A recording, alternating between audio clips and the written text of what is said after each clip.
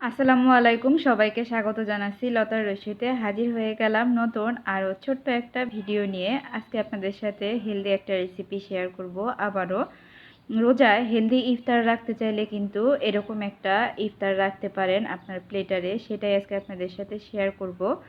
আর ইফতারটা কেমন হবে সেটাও আপনাদেরকে দেখিয়ে দিব। প্রথমে স্ক্রিনে দেখতে পারছেন ডিমের একটা রেসিপি, তারপরে রয়েছে পিনাটের মিক্সড সালাদ, আর এখানে একটা ড্রিঙ্কস। তো ডিমের এই রেসিপিটা অনেকটাই পিৎজার মতো খেতে হয়। যারা ডায়েটে আছেন তারা কিন্তু পিৎজাটা খেতে পারেন না। আমি নিজেও ডায়েটে আছি, আমি প্রায় সময় পিৎজাটা ভীষণ মিস করি। তখন আমি ডিম দিয়ে এভাবে আসলে পিৎজার মতো করে বানিয়ে নিই। এটা খেতে ভীষণ মজা লাগে। আর এখন যেহেতু রোজার সময় চলছে, আমি কিন্তু প্রায় দিনই ইফতারের সময় এরকম একটা রেসিপি রাখি। অনেক বেশি মজা লাগে, পেটটাও ভরে যায়, ওজনও কিন্তু বাড়ে না, মনেরও শান্তি, এই আর কি। তো ভাবলাম আপনাদের সাথে রেসিপিটা শেয়ার করি, কারণ আমি জানি আমার পেজে যারা আছেন, আমাকে ফলো করেন, অনেকেই ডায়েটে আছেন। তো চলেন শুরু করি। আমি এখানে কিছু টমেটো কুচি, পেঁয়াজ কুচি, কুচি, কাঁচামরিচ কুচি নিয়েছি, আর সেই সাথে পিঙ্ক সল্ট নিয়েছিলাম। এখন এগুলাকে হাতের সাহায্যে খুব ভালোভাবে কষলে নিচ্ছি, যেন টমেটোটা একদম নরম হয়ে যায়।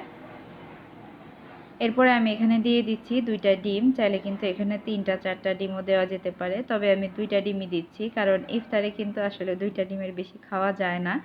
আর সবচেয়ে বড় কথা হচ্ছে, শরবত বা ডাবের পানি খাওয়ার পরে কিন্তু আমি আর কিছু খেতে পারি না, অনেক কষ্ট হয়ে যায়। তো ডিমটাকে আমি খুব সুন্দর করে হাতের সাহায্যে ভালোভাবে মিশিয়ে নিচ্ছি। আমার আসলে এই মাখামাখির কাজগুলি কিন্তু হাত দিয়ে করতেই ভালো লাগে। তো ছোট্ট একটা প্যানে খুবই সামান্য পরিমাণ আমি সরিষার তেল দিয়েছি, আপনারা চাইলে কিন্তু ঘি বা বাটারও দিতে পারেন। তো তেলটা গরম হয়ে যাওয়ার পরে ওই যে ডিমের মিশ্রণটা ছিল না, ওটা আমি দিয়ে দিলাম। আর চুলার জালটা কিন্তু খুবই কমানো আছে। আর এই পর্যায়ে চুলাটা একদম লো ফ্লেমে রেখে আমি ঢাকনা দিয়ে ঢেকে দিব। চুলাটা কিন্তু বাড়িয়ে দিবেন না, তাহলে কিন্তু নিচ থেকে ডিমটা পুড়ে যাবে আর খেতে মজা লাগবে না। কেউ চাইলে কিন্তু এর উপর থেকে একটু চিজ দিয়ে দিতে পারেন, অরিগানো দিয়ে দিতে পারেন, তবে আমি চিজ দেইনি, কারণ যেহেতু আমি জেকে লাইফস্টাইল ফলো করি, চিজটা এই মুহূর্তে খাওয়া যাবে না। তো এক পাশ হয়ে যাওয়ার পরে ঢাকনাটা খুলে আমি আবার উল্টে দিয়েছিলাম। দেখেন এটা কতটা সুন্দর হয়েছে। তো এখন এটাকে আমি প্লেটিং করে নিব আর কি। এটা অনেক বেশি মজার হয়, একবার কিন্তু ট্রাই করে দেখতে পারেন।